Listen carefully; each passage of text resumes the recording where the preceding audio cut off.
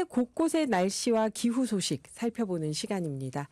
기후 리포트 노광준 PD 나왔습니다. 네, 안녕하세요. 오늘 네, 청취자 여러분께 좀 양해 말씀드릴게요. 기후 리포트가 원래 6시 30분에 땅 시작을 하는데 어제부터 저희가 그 경기도와 함께 날씨 오후에더 코너가 새로 생기는 바람에 당분간은 좀 기후 리포트가 앞에 왔다가 또 뒤로 갔다가 이렇게 될 수 있을 것 같아요. 예, 금방 또 정리할 테니까 조금만 양해 부탁드리겠습니다. 네, 기후 리포트 고정 팬들이 많아서 저희가 안 할 수 없고 그래요. 오늘은 어느 지역에 어떤 소식일까요? 오늘 흑의 날이라고 말씀을 하셨는데 3월 11일 후쿠시마에서 끔찍한 일이 벌어진 날이기도 합니다. 원전 사고가 있었던 14년 전이었죠. 그렇네요. 우선 14년 전 기억을 좀 복기를 해보고 지금 어떻게 되고 있나 현지에서 들어온 기사들이 있어서 좀 정리를 해볼까 합니다. 우선 14년 전의 기억 2011년 3월 11일 오늘이었습니다. 원전 대국이죠, 일본. 원전 대국에서 그리고 지진이 그렇게 많은 이 사고가 나기 전에는 이런 말을 했었어요. 원전 전문가들이 일본 봐라. 지진 저렇게 많이 나는데도 괜찮지 않냐. 원전 내진 설계하면 괜찮다. 제가 초등학교 때 그렇게 배웠던 기억이에요. 네. 그리고 일본인 특유의 그 섬세한 그런 설계로 아니다. 그 체르노빌은 그건 저 후진국형이고 그거 아니다. 이랬는데 2011년 3월 11일 후쿠시마 제1원자력발전소 다이이치 발전소라고 합니다. 동일본 대지진을 만납니다. 이때 15m 높이의 쓰나미가 강타를 합니다. 그랬죠. 지진이 워낙 많아서 내진 설계에 각별히 신경을 썼는데 최대 10m 쓰나미에도 견뎌낸다. 이렇게 설계했거든요. 근데 예상을 깨고 15m 쓰나미가 강타를 한 겁니다. 그렇죠. 원전이 침수되기 시작합니다. 그러더니 가장 치명적인 일이 벌어집니다. 비상 전력 시스템이 마비된다. 즉 전기가 끊어진다는 얘기죠. 전기가 끊어진다는 얘기는 원자로를 냉각시켜주던 전기가 꺼졌다는 겁니다. 냉각을 시켜줘야 되는데 냉각을 시킬 수가 없어요. 계속 온도가 올라갑니다. 뜨거워지고. 그래서 그 안에 있던 물체들이 녹아내리기 시작합니다. 이걸 노심용융이라고 합니다. 원자로 6기가 있었는데 1, 2, 3호기에서는 노심용융이 발생을 했고요. 뜨거워져서 안에서 계속 녹고. 예, 그러다가 못 견딘 1호기, 3호기, 4호기에서 수소 폭발이 발생을 합니다. 이게 전 세계를 강타한 후쿠시마 원전 폭발 사고였습니다. 그로부터 14년이 지났습니다. 보통 강산이 10년이면은 바뀐다고 하잖아요. 그렇죠. 거기서 4년 더 바뀌었는데 어떻게 됐을까? 일본 정부와 도쿄전력에서는 많이 복구했고 많이 안전해졌고 이제 재건을 위한 한 걸음 한 걸음 가고 있다. 이것도 물론 맞는 얘기지만 AP통신 취재기자는 이렇게 쓰고 있습니다. 지난 3월 12일 올라온 마리 야마구치 AP통신 기자의 취재기를 그대로 읽어보겠습니다.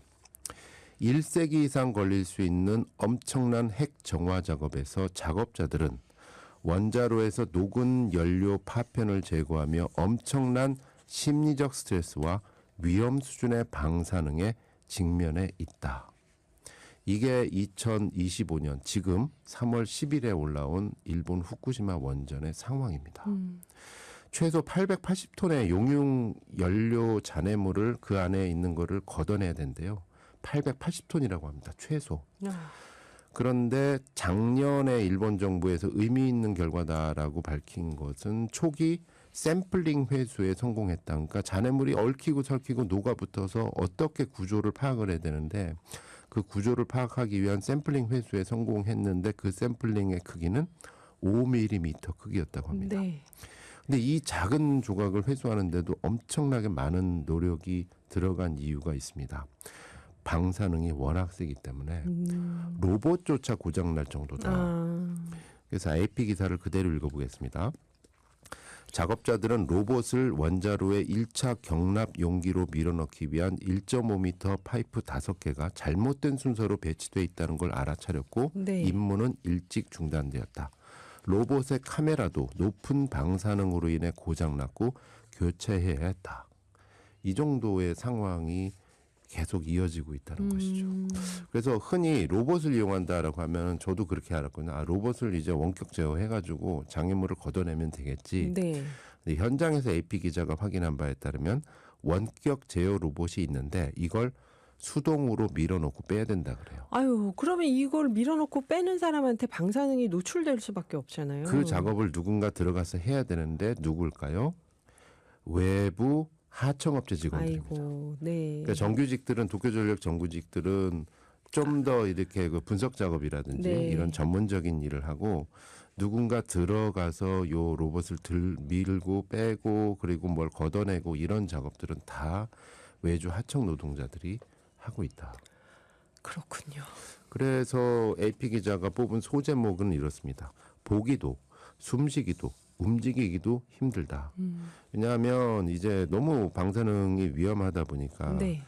이제 그 플레이스 마스크라고 해가지고 얼굴을 감싸는 마스크를 갖고 들어가죠. 네. 이걸 끼면 시야를 방해하고 호흡을 어렵게 만든다. 그래서 숨쉬기도 어렵고 이제 방소 재킷을 더 껴도 땀나고 움직이기 어렵고 삼겹 장갑을 껴도 손가락이 어색하다.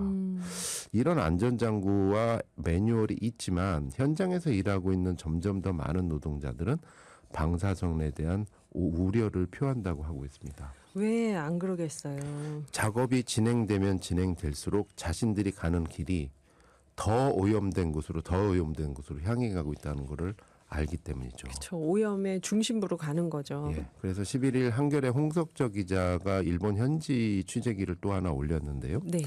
이 일본의 노동자들이 한 3,000분 가까이 도쿄에서 모여서 해마다 이제 후쿠시마 이 날이 오면은 이제 시위를 한다 그래요. 네. 거기서 만난 노동자들의 말 보면 정부 발표하고 다르게 현장에서의 보호 대책은 허술하게 짝이 없었다. 예를 들어서 선량계의 피폭 수치를 퇴근 전에 담당자한테 구두로 신고하는 수준이었다. 초창기에. 네. 그리고 작업복과 신발은 노동자들이 개별적으로 준비해 갔기 때문에 일이 끝나면 작업복 그대로 돌아오는 게 일상이었다. 그러면 안 되죠. 이러다 보니까 지금은 좀 개선이 됐다라는 게 도쿄전력 측의 입장이기 때문에 좀 놀라운 사항이긴 합니다만 네. 문제는 이렇게 작업을 하다가 그래도 임금이 세대 또 휴가도 많대 해가지고 들어갔던 하청 노동자들 사이에서 하나 둘씩 이상 증상을 호소하는 분들이 있다는 겁니다. 네, 네, 네. 그런데 법이 너무 멀다는 거죠. 9년째 법정 투쟁하고 있고 또는 산업재해 인정조차 거부하고 있고 예를 들어서 한 노동자는 원자로 4호기에서 2년여간 내진공사 등을 담당을 했는데 네. 그 후에 발열과 기침 증세가 생기더니 2014년 급성 골수성 백혈병 진단을 받았습니다. 또 극심한 구토와 설사 폐혈증이 겹쳐졌지만 네. 손해배상 소송 끝에 9년째 법정 투쟁 중 1심 판결도 아직 나오지 않았다. 또 다른 원전 노동자는 악성 림프종과 결장암을 앓고 있는데요. 네. 하지만 노동감독기관은 당신의 선량이 바람 위험 기준하고 좀 차이가 있다. 그러면서 산업재해 인정조차 거부당하고 있다. 이런 사례들이 알려지면서 도쿄전력에서 올해 1월에 발표를 했는데 원전에서 일하는 노동자 5,816명 설문조사 결과 내가 피 뽑고 관련해 불안합니까? 라는 응답이 40.3%를 차지했다고 합니다. 불안하다. 근데 그 두려움은 점점 더 작업이 더 오염된 곳으로 다가갈수록 커질 조짐을 보이고 있다. 그러게요. 핵사고가 정말 끝나도 끊이지 않다라는 현실을 다시 한번 확인할 수 있었습니다. 그러게요. 이게 아이고.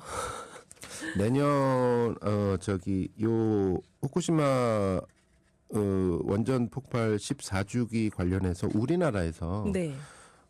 핵 관련 행진을 준비하는 분들이 계세요.